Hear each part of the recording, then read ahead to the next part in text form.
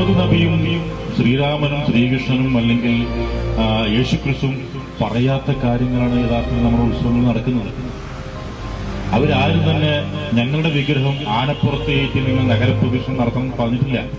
നഗരങ്ങൾ മുഴുവൻ കിടുങ്ങുന്ന രൂപത്തിൽ വെടിക്കെട്ട് നടത്തണമെന്ന് പറഞ്ഞിട്ടില്ല. പക്ഷെ അവരൊന്നും പറയാത്ത രൂപത്തിലുള്ള നിയമലംഘനങ്ങളാണ് ഇന്ന് മനുഷ്യന്റെ മൃഗീയ വിനോദങ്ങളുടെ ഭാഗമായിട്ട് ഇന്ന് സമൂഹത്തിൽ നടന്നുകൊണ്ടിരിക്കുന്നത്. എല്ലാവിധത്തിലുള്ള ആളുകളുടെ മതവിഭാഗക്കാരുടെയും സങ്കടങ്ങൾ പറഞ്ഞ് നേർച്ചകൾ നേർന്ന് അടുത്തൊരു വർഷത്തേക്കുള്ള സൗഭാഗ്യം കാംക്ഷിച്ചു വരുന്ന ആ കാലഘട്ടം മാറി ഇന്ന് മദ്യവും മയക്കുമരുന്നും കഴിച്ച് കൂത്താടുന്ന വേദികളായിട്ട് ഉത്സവപ്പറമ്പുകൾ മാറാൻ നമ്മൾ അനുവദിച്ചു കഴിഞ്ഞാൽ ഇനിയുള്ള തലമുറയ്ക്ക് ഇത് നടത്താൻ വേണ്ടി പറ്റില്ല. നിയമം കർക്കശമാക്കിക്കൊണ്ട് ഇത് നിരോധിക്കേണ്ട കാലത്തിലൊക്കെ കാര്യങ്ങൾ പോവുകയാണ്.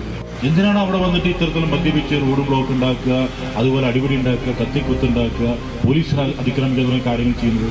ഈ പറയുന്ന കേന്ദ്ര കമ്മിറ്റിയും ബാക്കിയെല്ലാ ഉപഘടകങ്ങളും എല്ലാം നല്ല ആളുകളാണ് ഉത്സവം നടക്കുന്ന സമയത്ത് ചില സന്ദർഭങ്ങളിൽ ഇഷ്യൂ ഉണ്ടായി കഴിഞ്ഞാൽ എല്ലാവരും പോലീസിനെതിരെ തിരിയുന്ന ദൗർഭാഗ്യകരമായിട്ടുള്ള കാഴ്ചകളുണ്ടാകും.